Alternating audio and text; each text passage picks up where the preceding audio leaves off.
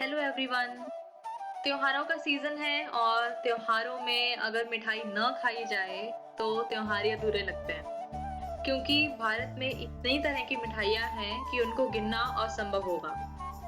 पर क्या आपने कभी सोचा है कि हर मिठाई के पीछे कोई ना कोई किस्सा या फिर कोई कहानी जुड़ी हुई है?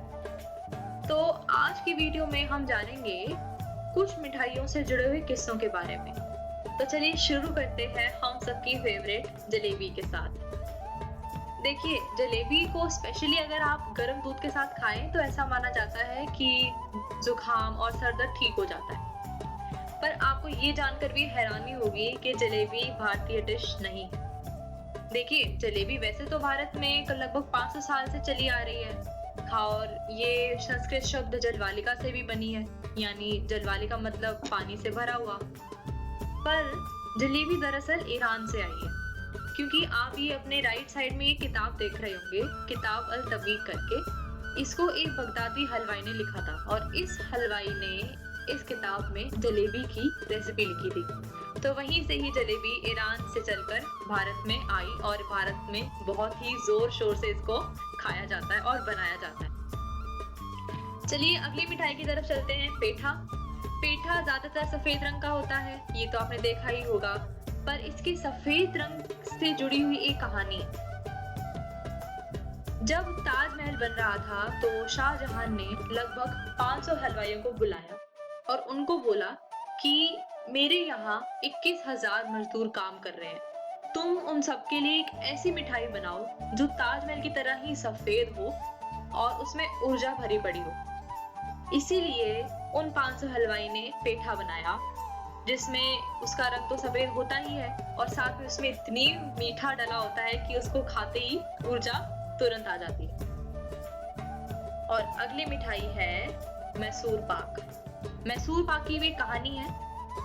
मैसूर के राजा कृष्ण राजा वोडियार एक दिन लंच कर रहे थे और उनकी थाली में एक जगह खाली थी, तो उन्होंने तुरंत ही मिठाई मंगवाई। उस समय हलवाई काकासुर मडप्पा घबरा गए क्योंकि उस टाइम कोई मिठाई बची नहीं थी। तो उन्होंने जल्दबाजी में घबरा कर बेसन, घी और चीनी से एक मिठाई बनाई। जैसे ही राजा ने वो मिठाई चखी तो उनको इतना स्वाद आया और उन्होंने उस मिठाई का नाम पूछा।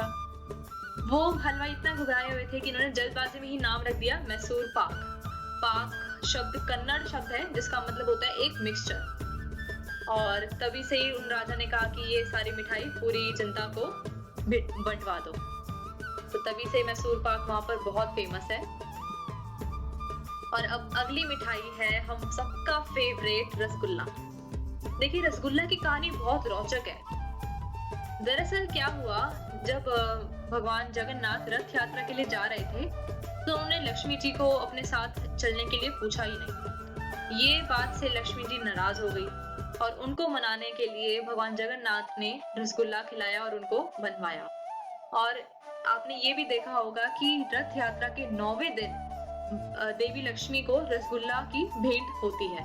तो तभी से ये प्रथा चली आ रही है।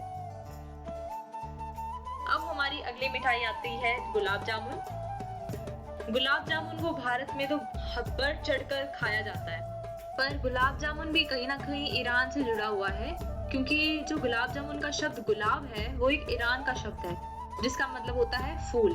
और ईरान में एक डिश होती है बमेही करके, जो आपकी लेफ्ट साइड में दिख रही होगी, और ऐसी ही टर्किश डिश होती है जिसका नाम होता है तुलुम्बा। तो इन्हीं से ही प्रेरित होकर भारत में गुलाब जामुन बना।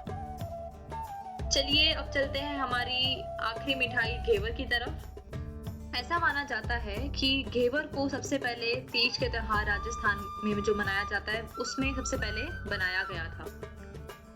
और घेवर को सबसे ज्यादा जुलाई और अगस्त के महीने में ही खाया जाता है। ऐसा क्यों?